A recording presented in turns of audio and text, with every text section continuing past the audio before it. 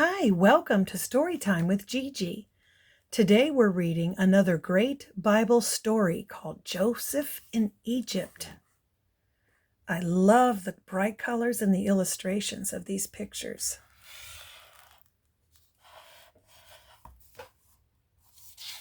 It's illustrated by Norman Nodell, adapted by Maxine Nodell. Adapted means she took the story and rewrote it so that it's condensed.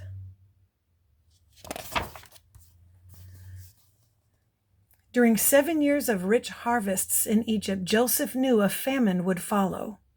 He stored grain in huge granaries. Soon, people from many lands came to buy grain. Among those were Joseph's brothers, who didn't recognize him, but he recognized them. Joseph greeted his brothers.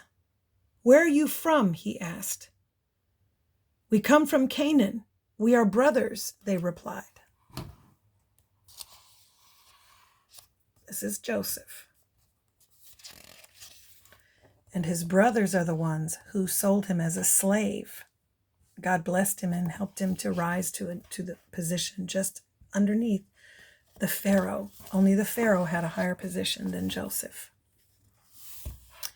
"Have you other brothers?" Joseph asked. "We have one brother named Benjamin, who we left back home, and a brother Joseph who has been lost," they answered. Their last words angered Joseph. "You are spies," shouted Joseph. "One of you must remain here as a hostage while the others can return home. If you come back with your youngest brother, you will prove you are not spies."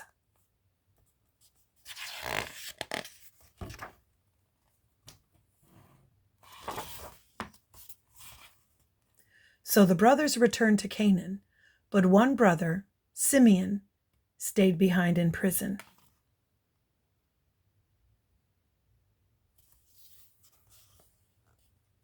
Back in Canaan, the brothers told Israel, their father, that they must return to Egypt with Benjamin. "I have already lost Joseph. I will not let Benjamin go," Israel cried out. But soon all their grain was finished.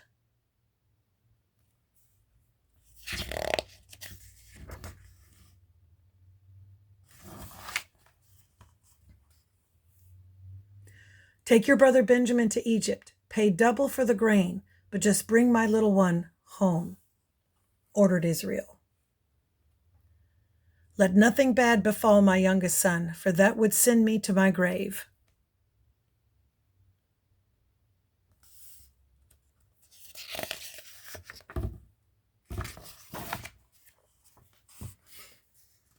In Egypt, Joseph heard that the men from Canaan had returned, so he ordered Simeon to be released and had his brothers returned to the palace. When the brothers arrived at the palace, they presented Benjamin to Joseph. Joseph looked upon Benjamin and said, "May God be gracious to you."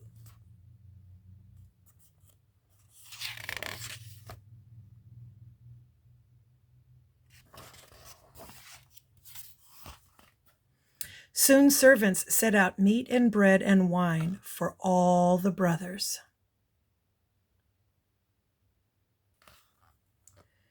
But as they ate happily, Joseph spoke to his servant.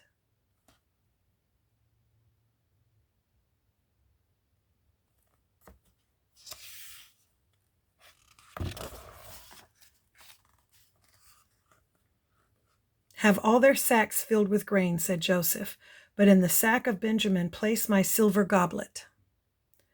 Early the next morning, the brothers gathered all their sacks and left for Canaan.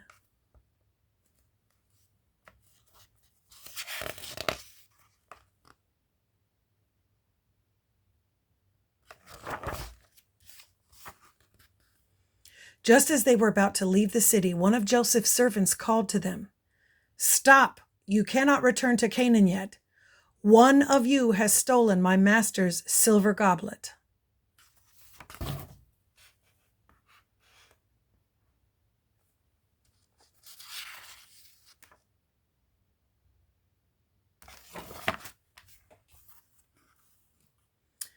"That is a lie," shouted the brothers as they revealed the contents of their sacks. The servants began searching each of their sacks. He started with the eldest and finally removed the silver goblet from the sack of the youngest Benjamin. "Behold," shouted the servant, "the thief."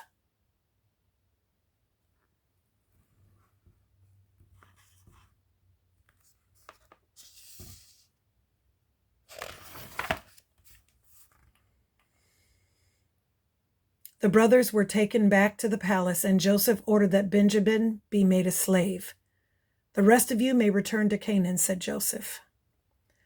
"Please don't make Benjamin a slave," they pleaded. At that very moment, Joseph realized they were asking not for themselves, but for their father Israel.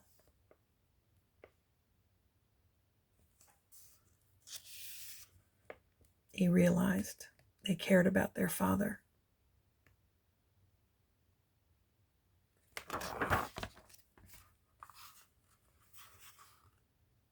"It is true," said one brother to Judah.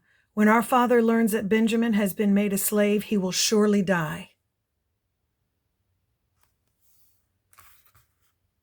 Suddenly, Joseph felt much pity for his brothers, and he called to his servants, "Leave us at once."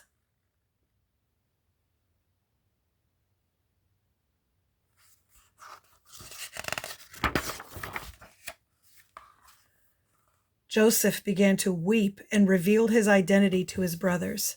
"I am your brother Joseph, the one you sold into bondage." The brothers bowed their heads in shame and fear.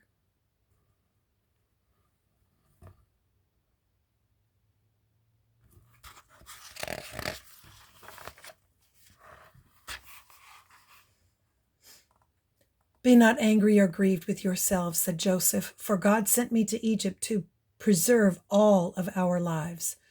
Rise and go back to Canaan. Tell our father all that has happened and return here with him and all of our household. You and Israel shall live in this land and be fed."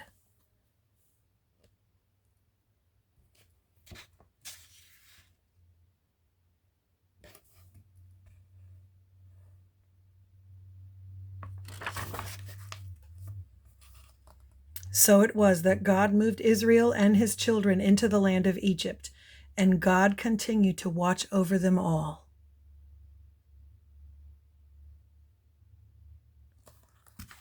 And that's our story. I hope you liked it. Make sure you like and subscribe and share with your friends. Bye until next time.